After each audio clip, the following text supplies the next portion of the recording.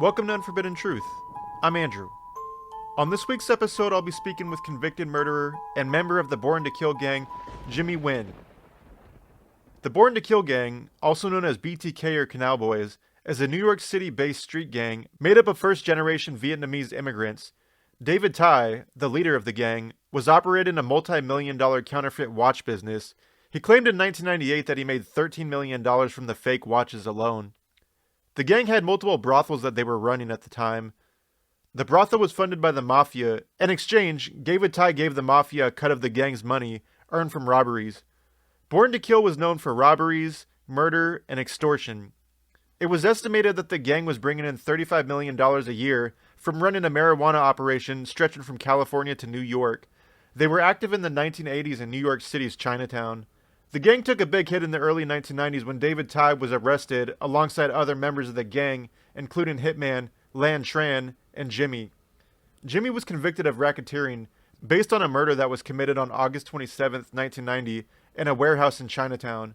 Jimmy Nguyen was sentenced to 2 life sentences plus 20 years to be served concurrently with the life terms, with 3 years supervised release.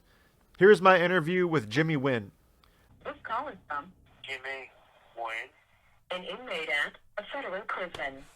Let's start off with talking about your childhood. Where were you born? I was born in Saigon, Vietnam in 1972, August 6th. How long did you live in Vietnam before moving to America?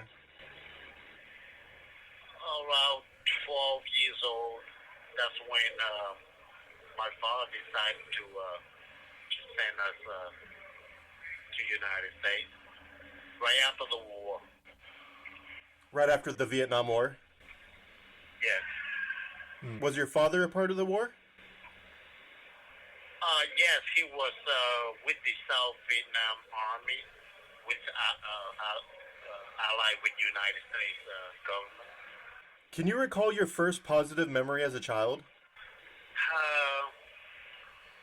When my father came home from prison, he was sent to prison because he refused to fight against the North at the first time. And after they released him, he went to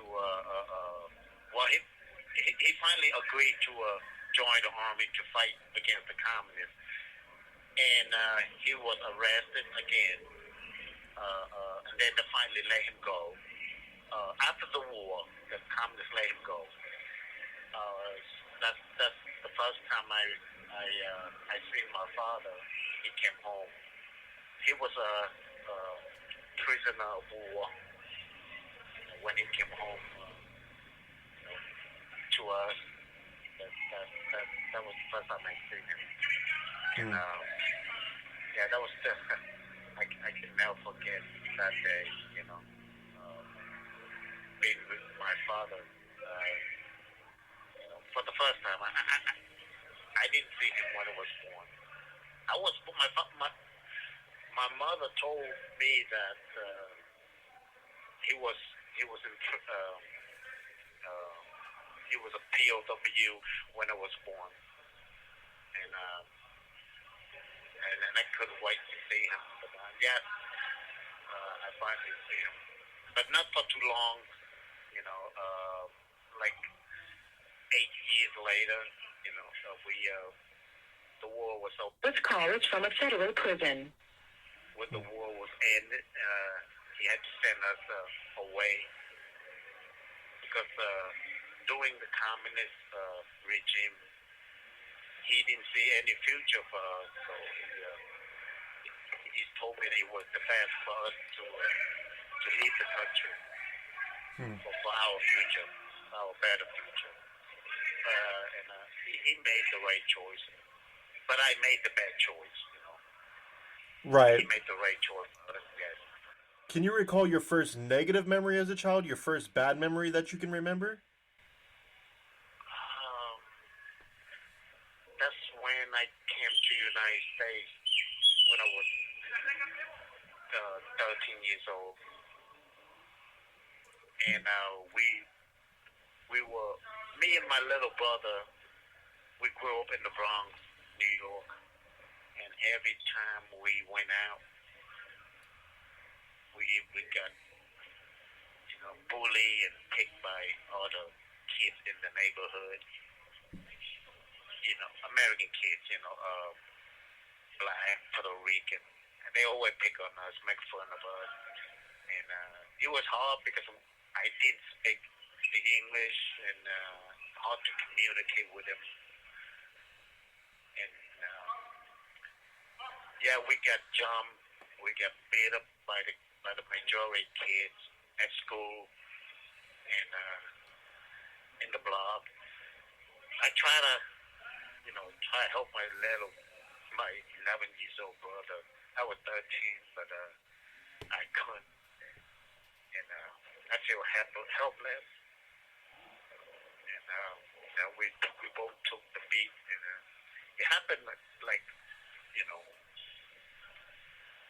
very often, and we most time we had to avoid them. We try not to go to school the same street that we used to go to school. We try to avoid it. We did everything we could to avoid the bullies, because we couldn't confront them. And that's pretty bad memory. I grew up in the Bronx, and I think that was the reason why I had to depend on the gang, the local gang, for them to protect me, to take my little brother. It's like I had to lean on the gang in order for them to leave me alone. That was a mistake. Did you suffer any type of childhood abuse or trauma growing up? No, not really. Just kids being bullied by the kids in the neighborhood. What was your behavior like growing up, going back as early as you can remember?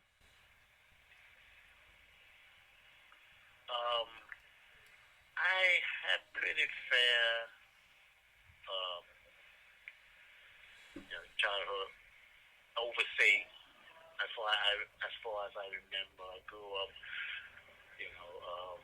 I received a lot of love and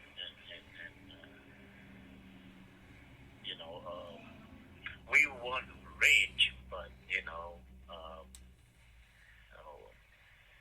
they provide our basic needs. I had pretty good childhood at home.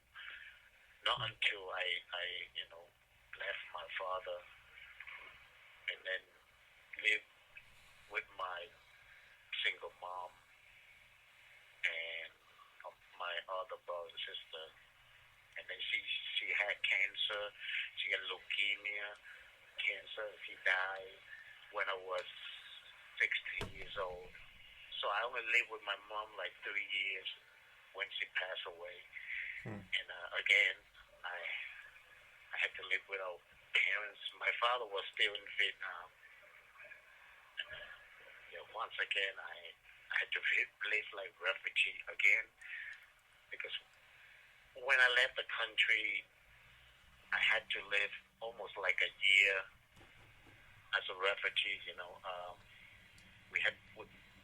We land in Indonesia. The United States set up a refugee camp in Indonesia for us, for the Vietnamese people from the south, and we stayed in the refugee camp for 10 months, 11 months, until the United States delegation came and interviewed us and they destined us to the United States. There are millions of us, though, from the South. Just like what happened. This call is from a federal prison. So what happened to Afghanistan today, that's exactly what happened to us back in 1975. I lived I experienced that refugee life. And when my mom passed away, after I came to the United States, I had to live, alone without my mom again.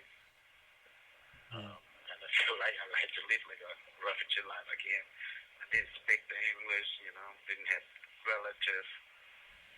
And we were all young too, and we all had to live a separate life. Some left New York, we divide up. That basically is how I remember how I grew up. But yes, I had pretty fair, childhood when my parents still alive. What about your years in school, more so your middle school and high school years? What was your behavior like then, and what was your highest form of education, so on and so forth? I remember I loved school. I used to love school. My first 3 years in junior high school, I started out at 8th grade, and I didn't graduate high school though. I dropped out because I couldn't concentrate, in school. It took away my study, the situation that happened to me daily, kids bullying. It just took away my study, and my mom passed away too, so it's hard for me to concentrate on study. But I used to love, I used to love school. Even though English was my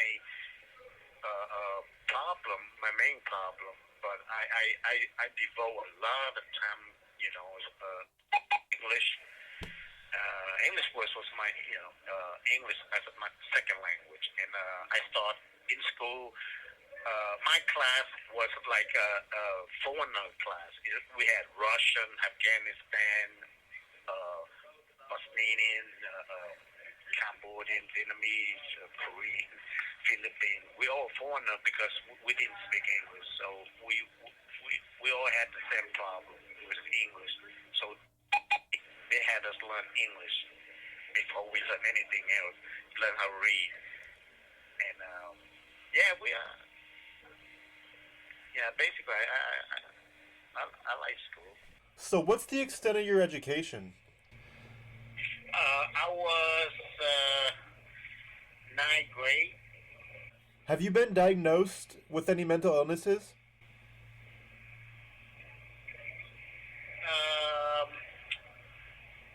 Not when I was out there, but after I came to prison, a juvenile. I was in juvenile, and the psychologist at the juvenile delinquencies. Yes, I seen her, and she said something about my disorders, ADHD. Let's talk about the Born to Kill gang, also known as BTK and Canal Boys. Can you tell me what it was all about, how you got involved with it, and did you have to commit a crime or get jumped into the gang? Can you tell me about all that?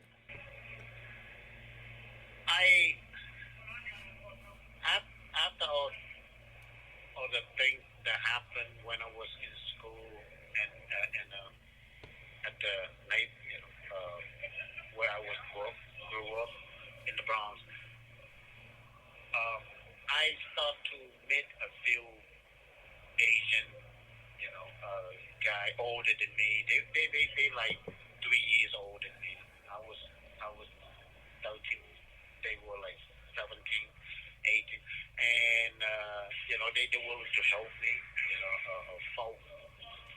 Fight back the bullies, all the majority kids. So they brought like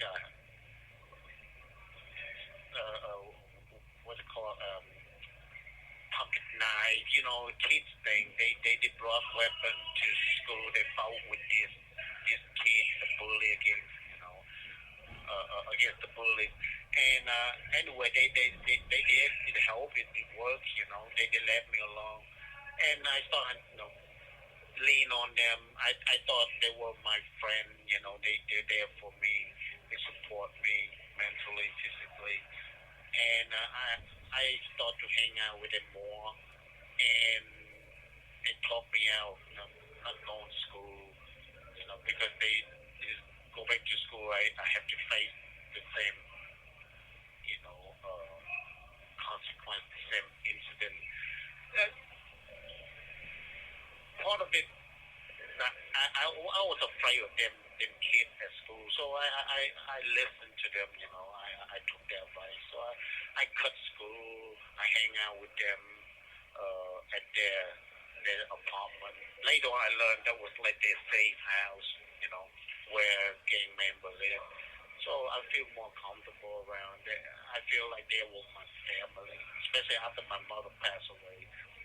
They were my only family. I trust them, and I depend on them. They literally they feed me.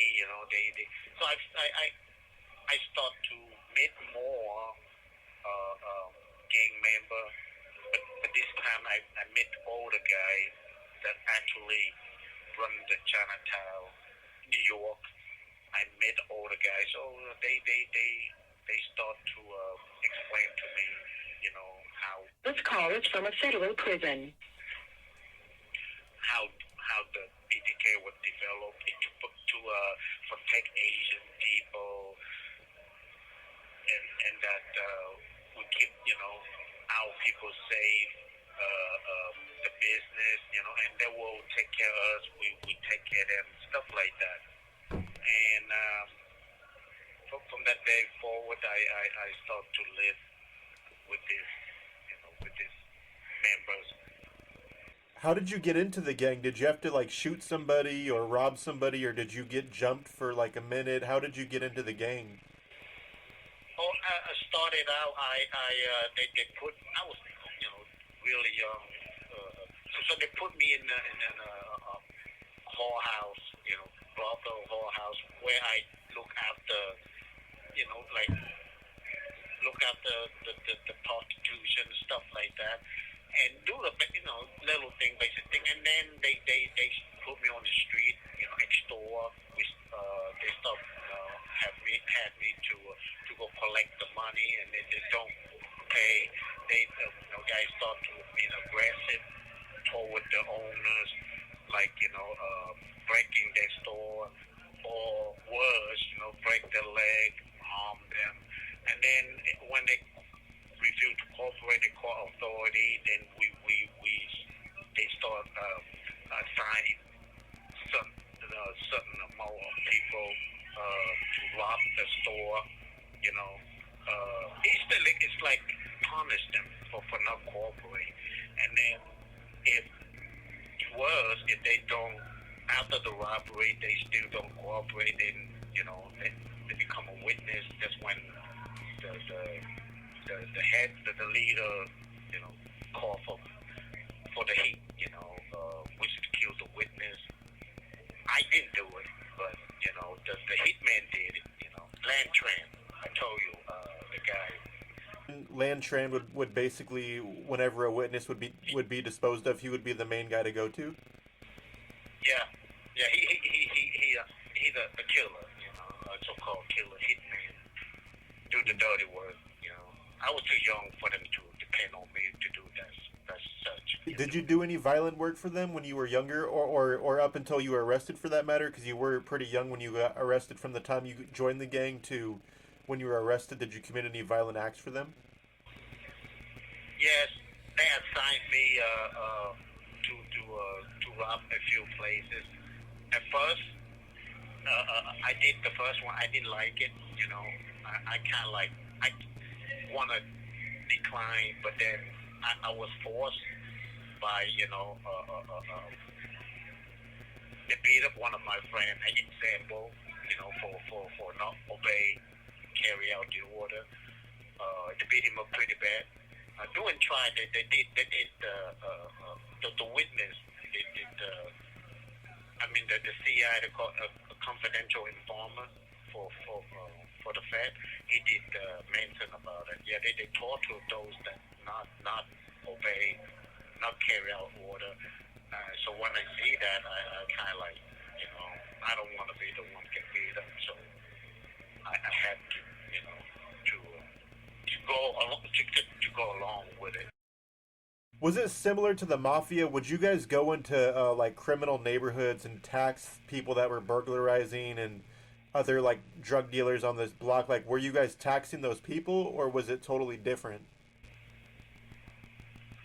Both. They did, attack the people, the business people, innocent people. They also attacked all the gang members. If they feel like they've been, take away their business or intimidate them or selling drugs on their territory. Yes, debate. Yes, that too. Both. What happened if you refused to pay the tax to the gang? Oh, they're gonna get they will get punished. They will receive the punishment, such as they will get beat up. They're gonna get robbed. They're gonna even get killed if they testify against them, become a witness. How many active members of the gang were there at one time? Do you know? Yes. I have to say around over 50. Over 50? Yes. And at that time, it was just in New York City, right? Yeah. The 5 boroughs. The 5 boroughs? Brooklyn, New York. Yeah. Bronx, Manhattan. Yes. Did you ever work with David Ty directly, whom has been named the leader of the gang, the previous gang? I know there's a new leader now, but did you ever work with David Ty directly? No, I didn't work direct with David Ty, nor Lantran or his right hand man, called LV Hung. No, I always work as a subordinate, soldier level, been told, right, by the lower guy. Did you know them though? Like, did you meet them? Did they know who you were at the time? They barely noticed me. I met it a few times. Just like at the coffee shop or at the mall, at the club, a few times. But I never actually, or deliver the money or the gold, the robbery, that we, the part, the stuff that we took from the robbery, we gave it, we delivered to him. That's the only time I met. Were you arrested for anything prior to the crimes that you're in prison for now as a juvenile or as an adult? Yes, I had petty use vehicle, unauthorized, cause thief. That was it. Prior to that, before that. Let's talk about the crimes you're currently in prison for. You're convicted alongside multiple other gang members, including David Ty and Hitman Lan Tran. Can you talk about everything involved with the case or cases you're in prison for? From what I understand, you're only convicted of racketeering based on a murder committed during the robbery of a vegetable warehouse. The others arrested alongside you had committed such crimes as murder, extortion, robbery, possessing illegal firearms, and other various charges that they would be convicted of, 3 of which received life sentences, including yourself, if my memory serves me right. Yeah, I was charged 3 counts out of 21 counts.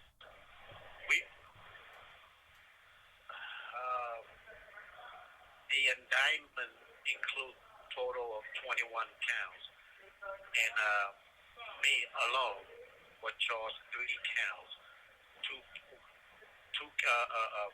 count of robbery and 1 count of conspiracy to murder, but the felon wasn't a murder, felony murder, which was the death of my friend.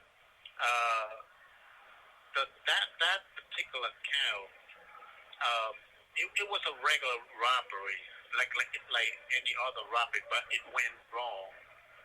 Um, and since I caused the death of my friend doing a robbery, that would make felony murder, even though they know the the victim was one of our guys, the co-conspirator, and he wasn't an intended victim, but still, when in the course of a felony, if it caused any death, we are responsible for it, whether it's a standby, a victim, innocent, or police officer, or one of us.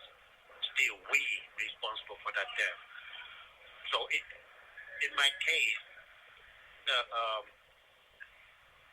the murder they charged us, it was an accident, but still that would make they would once I get convicted under that felony murder, it carry life sentence. But other murder was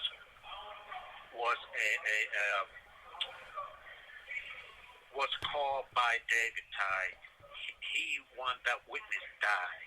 He wanted that witness killed because the witness stepped forward to testify against his man. So he ordered his land transit hitman to kill that witness. That's the only murder in our case that actually was called by David Ty. The second murder. This call is from a federal prison. The second murder wasn't a murder; it was an accident. So we had two murder charged in our indictment. Our total 21 count. So three of my count, one is felony murder, two robbery. That will carry 2 life sentences and 20 years.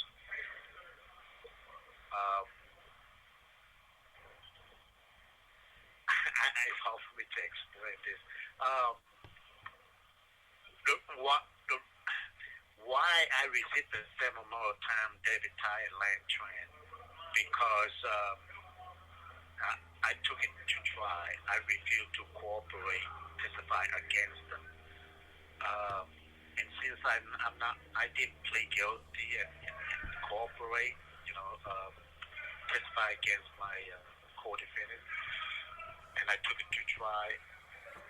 That would max me out. That would give me the most time if they, I got found guilty, and they did.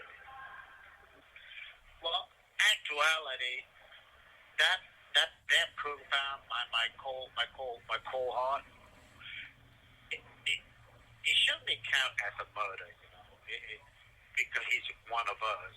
He wasn't the victim, and I wasn't sent there to kill anybody. They know that. They knew that too. We wanted to rob, and then we get out. But then things went wrong. I never handled a gun before. I went in there. I waved the gun just like they showed me how to do it. I never fired a gun in my life. That was the first time I handled a gun. I didn't even know how to load the gun. They did order that for me. But the gun was loaded somehow. It was what was that? 357 Magnum. It was cocked, and when I point the gun at the owner, and I was speaking the guy behind me, and when I turned around, I spoke to him, and my hand, when I talked to him, but then I have a habit, I move my hand, back and forth. So when I moved my hand back and forth, it went off. You know, I mean, it scared the heck out of me too. You know, big bang. But when I look back, I saw my friend. He dropped. He landed on the back of the owner. He was standing behind the owner, trying to take the guy's hands with the telephone wire. He was in the process of tightening the owner hand behind his back before we leave. But then the gun went off, hit him, killed him, and he landed on the back of the owner. And we took off. You know. Did you guys just leave his body, or did you guys take him in the car? Yes, we left there. I didn't know what to do. You know, his whole body was shot, like kicking, and I stood there. I was staring. You know, right before my eye, I was staring at him. And my friend they shook me real hard. You know, they shook me and they told me, "Come on, let's go. That's what kind of brought me back to reality, and we left there. We left at the city. But before that happened, you know, the guy that I shot him, I actually killed him. Actually, he fired his weapon first. Before he went, he stood behind the owner and take his hand. He was pointing. He had a gun. He was pointing the gun at another a Chinese guy, the worker at the warehouse. He happened to be a son of the owner. He was knee on the floor. So Kung Pham, my friend, was pointing a gun behind his back, his head. You know, him too, accidentally fired the weapon. The weapon went off because the testimony of the son he made that testimony. He said in the court during trial, he testified. He said Kung Pham pointed a gun at his head, back of his head. So he afraid the gun go off, so he pushed the gun off away from his head. But when he pushed the guy's hand, the gun went off. And then this gun it was 22 caliber, and the gun went off, shot him behind his ear. He didn't die. It just went up, like went through his ear, and that's the first gun went off. So that already scared me, you know. And we were looking. What are you doing, you know? And the guy said, it was an accident. So right after that, everything become more tense. You know, I was more nervous, and then a few minutes later, my gun went off, and I killed him. And after he shot the Chinese guy, the son.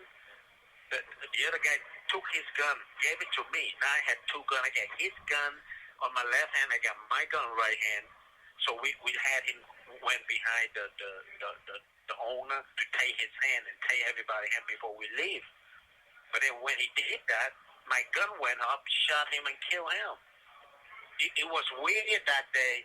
It's like, you know, I'm not being superstitious, you know.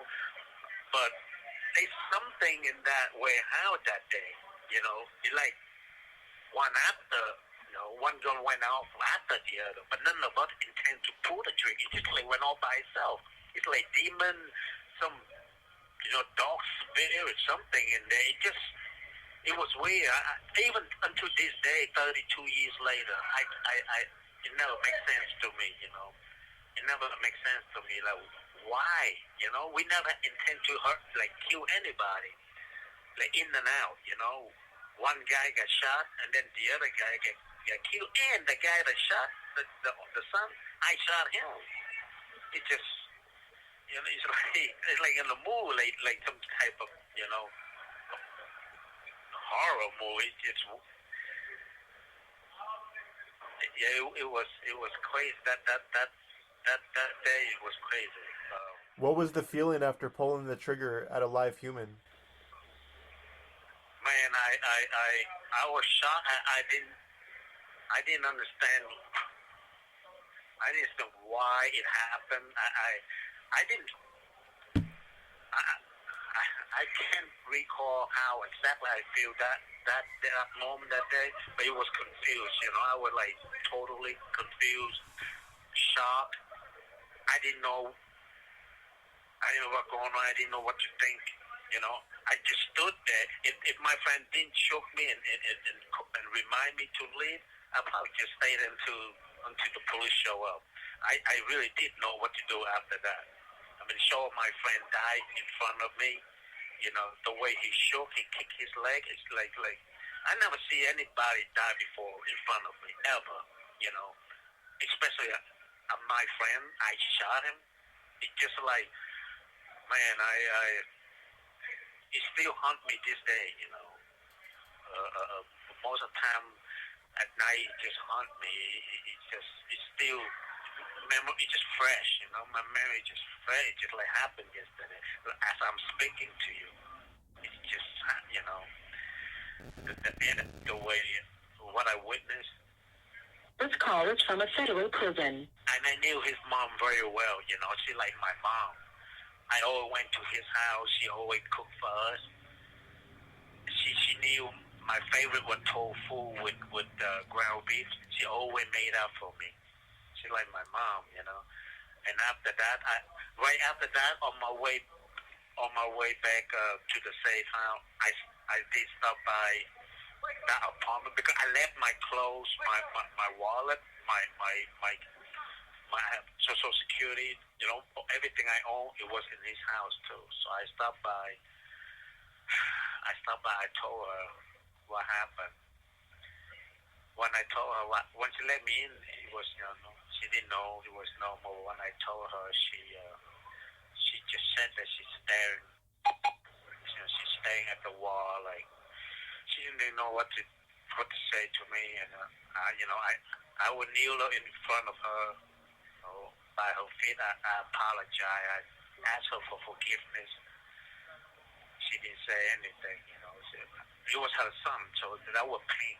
You know, as much as, you know, I knew how she felt though, because I feel the same way because he was my friend. So it was really hard. And a year later, before I was arrested, I did visit her. You know, we spoke a little bit.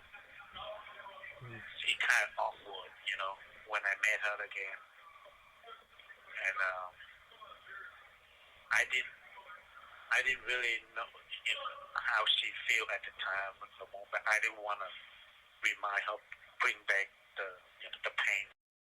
Besides that murder of your friend that you participated in, are there any other crimes that you took place in with them, like say the health spa robbery, the robbery in Connecticut, or any of those other crimes in Georgia? Were you a part of any of those other crimes? Well, I would drop 3 count, as I say. 1 count in Chinatown on Canal Street. That's the E5 communication. That's the place where they provide. Back then, we use pager, beeper. You're familiar with that? Right. Like your cell phone. Yeah. Yeah. Okay. That E5 communication will provide services. Like people go there, you know, you can buy a beeper, and if you have one and you need service or, you know, reactivate, that place that will provide service. But anyway, it was owned by the Chinese, and they locate inside our street, the Vietnamese, the Born to Kill, Canal Street. So any businesses that locate within that territory are under BTK control, and they must pay protection money, which is extortion. And that place refused to pay. And anyway, the owner that owned that particular business, David, I believe that was another gang member, Flying Dragon. Okay, that's a Chinese gang. A rival gang. His brother opened a business in our street. So David Tai extorted him, and he didn't like them, but he used that excuse because they refused to pay more. They paid a little, but he demanded more. But since they refused to pay more, he ordered the robbery. with that assigned me to do it. Me and all the three members, and I was charged for that robbery. And the second robbery was the WC produced warehouse accidentally killed my friend. That's the second one. The third one took place in Tennessee, a jewelry store in Tennessee. That's a 3 count. But I was involved, and I was charged for those 3 counts and got found guilty. Let's talk about the legal process. After you were arrested, in regards to these crimes, these gang crimes and this murder, were you offered any type of plea deals?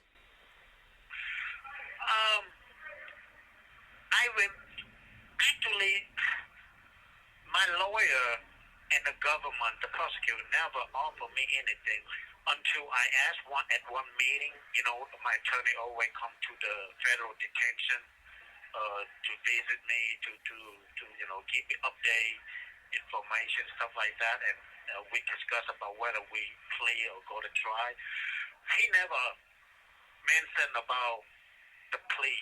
The government offer any plea, but when I asked him that if I plea, how much time would I get? He said, well, he thought I would get 20 years if I plea, but he never mentioned to me. He never mentioned to me that the government offer this much, if you plea, or if you do this, you would. He never, mentioned that kind of deal to me. But when I asked him, he said he thought I would get 20 years if I plea. And then when I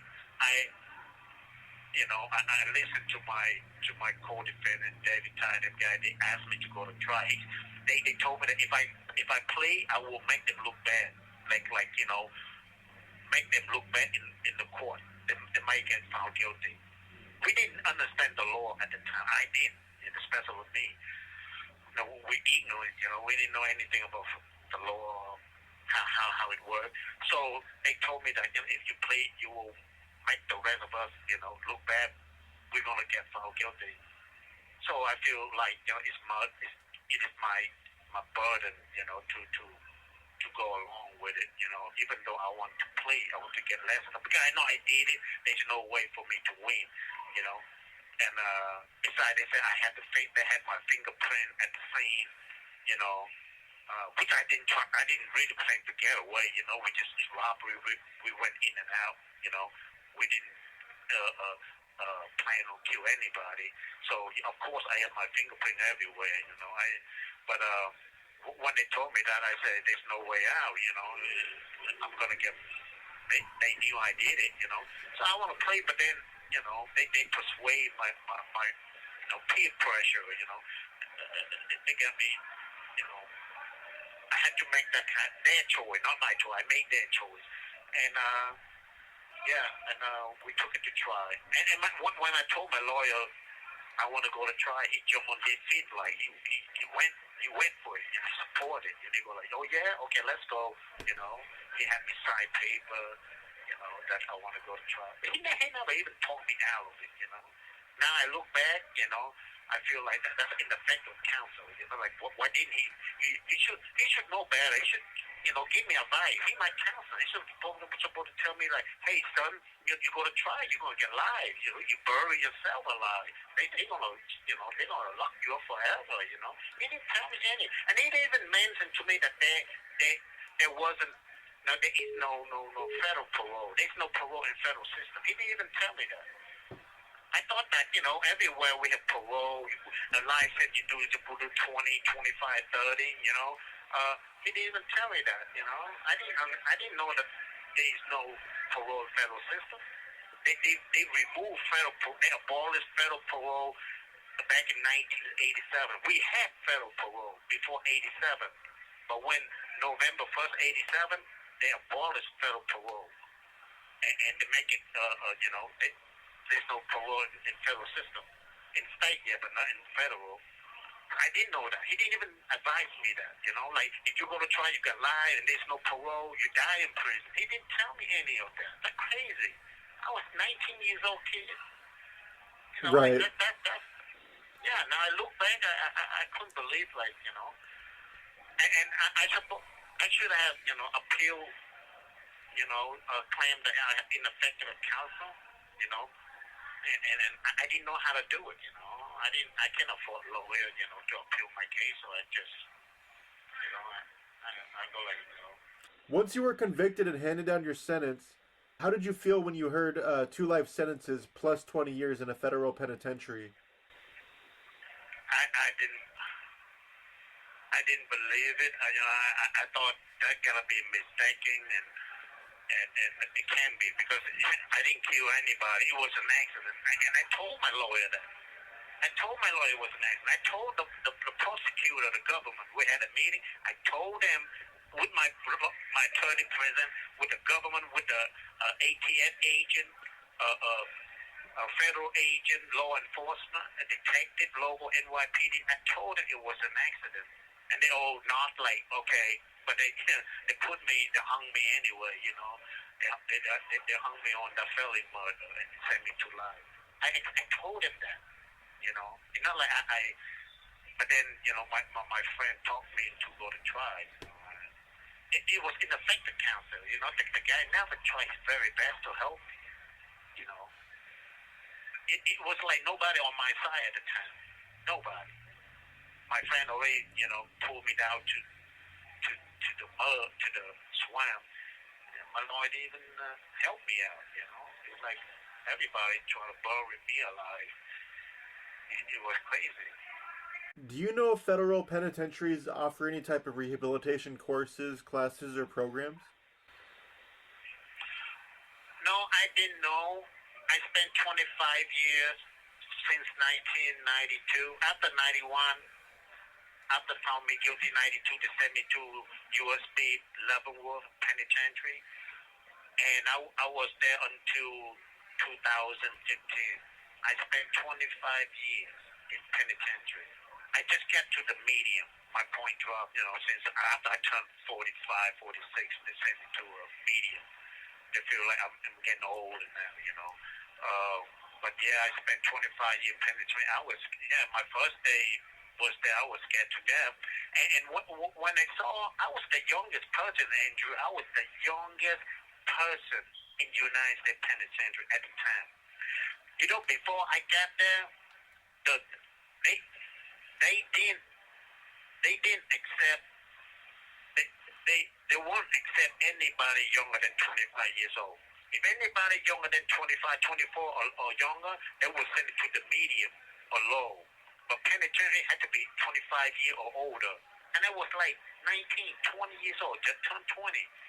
So my counselor, when I got to a penitentiary, you know, everybody, it's a process. If you kneel, you're going to see a counselor.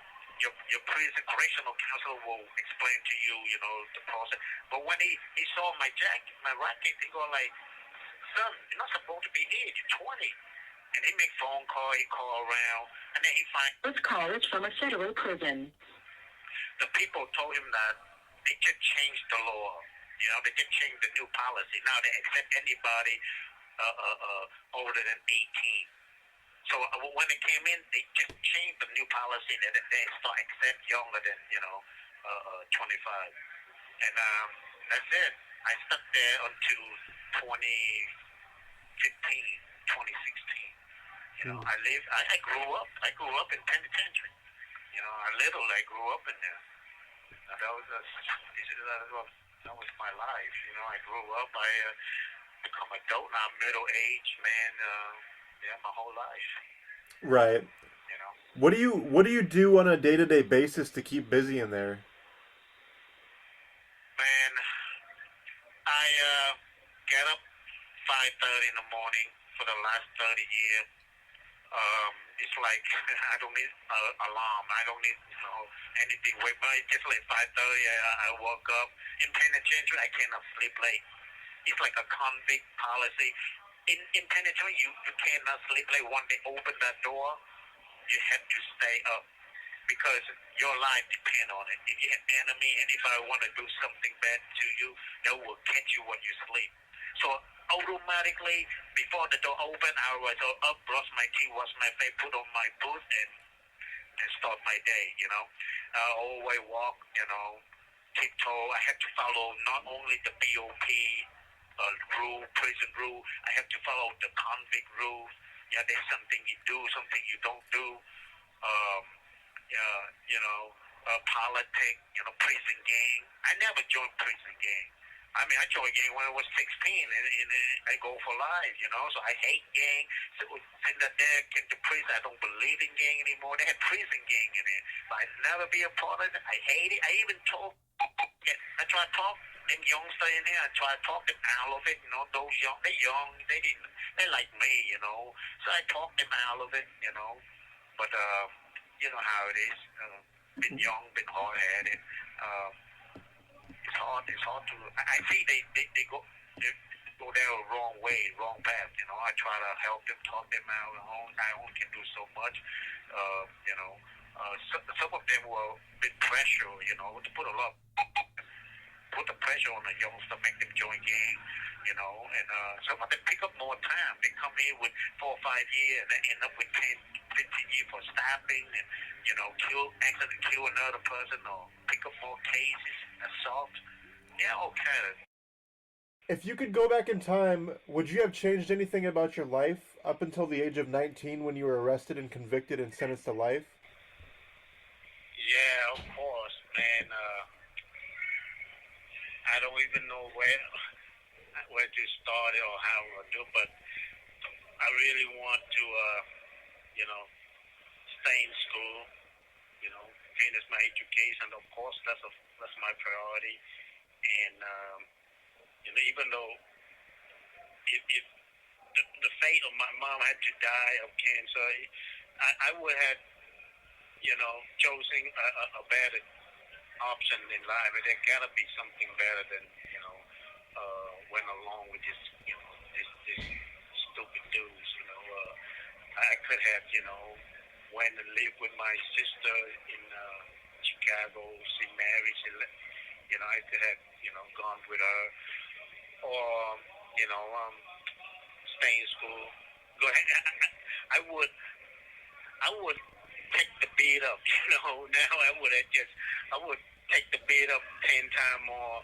I would rather stay in school than fight back with the bully. Ruin my whole life. Yes, I would make a lot of change, man. I would do much better than. I wish I had that opportunity. Even if I don't have to go back in time, just a simple, live again, have a second chance to be home again. This call is from a federal prison. To live, the rest of my life, whatever I got left. I'm 49 now. I'm not really old. They preserve me. You have to see me. they preserve me in here. That was one good thing out of. There's a lot of positive things that I pick up while I've been here the last 30 years. Better myself in a lot of ways. I educate myself as far as I couldn't pay for college, but I got my GED long time ago, back in '97. I took college courses, just courses. I never had degree, and every BOP program, prison offer program, I took it. I had 65 certification of old type anything, AutoCAD, Microsoft, Excel. I took a lot of stuff, but I never get to use it. I hope one day I will. I hope one day I get to use what I have learned in here. Job skills, I work in here. This industry, they call Unicor, federal industry, prison industry. I learn a lot. Driving forklift, operate a CNC machine, sewing. I learn a lot. Yeah, I grew up in here. I become adult in here, independent. I can take care of I cook, I exercise. I'm very disciplined. If you get to know me, you see a lot of people have compliment about how I live my life. Even some guy told me, "You're not doing time, dude. You know, you're living a life. You know." I stopped doing time long time ago. I stopped living my life like last 18 years. You know, I stopped like being a convict, like typical inmate. I stopped doing that long time ago. I live my life. You know, I get up like like you asked me earlier, what would I do early morning? I get up, get myself up. I give me a quick prayer. To start my day. I go to work. I would give it for what I exercise, and I stick with my diet. It's healthy, and I read. And I like to write. I write a little bit about myself too, like my memoir. I'm going to send to my niece. She says she's going to try to publish it, and she's gonna help me out. See how it goes. But yeah. Before we conclude this interview, is there anything that you'd like to talk about that we haven't covered yet?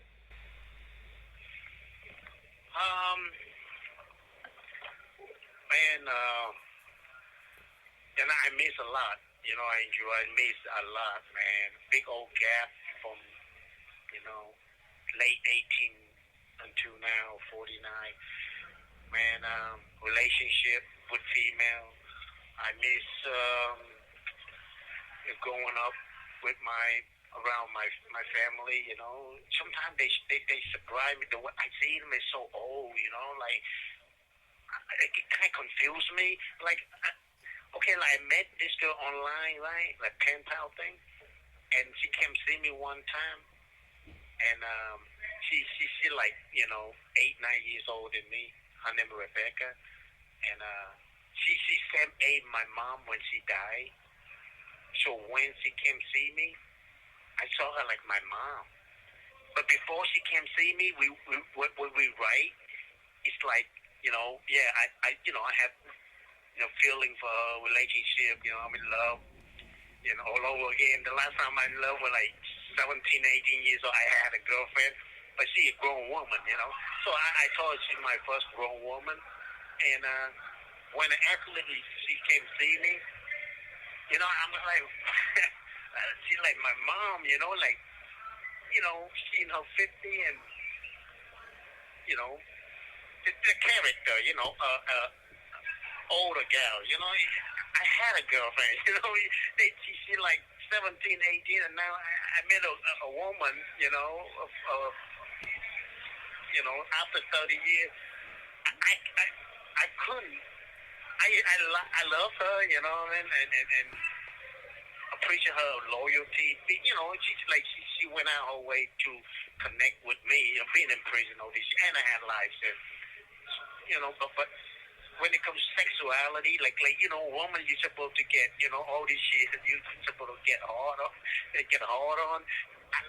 I didn't have that with her, like my mom image, like she was like my mom, like, you understand what I'm saying? Like time messed my head up. I'm still that 19 years old boy, I don't see myself get old. I stuck that time. The last time I left the free world, and then even my family, they so old, I'm going, why they so different? They old. They're not that same. Young, like we were young sibling at the time. I expect in my head. I expect them the same, when I left. But it's not. They so different. They older, they, everything. They have kids. They attitude. They man, it's hard, I don't know the day I come home. I don't know how I'm gonna, embrace this thing. Especially people I know. If people I don't know, it's okay, cool. But people I know, it's like. This call is from a federal prison. Maybe my expectation of them to be the same, that person, that people that I used to know, it's not. I trick myself. I trick my mind trick on me, or I trick myself. I don't know.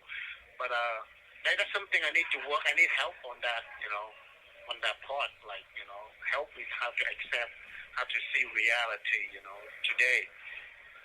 The guy that doing time with me for the last 30 years, you know, I know them for decades in here. You know, I accept that they grow old with me in here. You know, it don't bother me. But man, people out there, it drives me crazy. I don't know how to cope with that. That was my interview with Jimmy Nguyen. Thank you for listening. Unforbidden.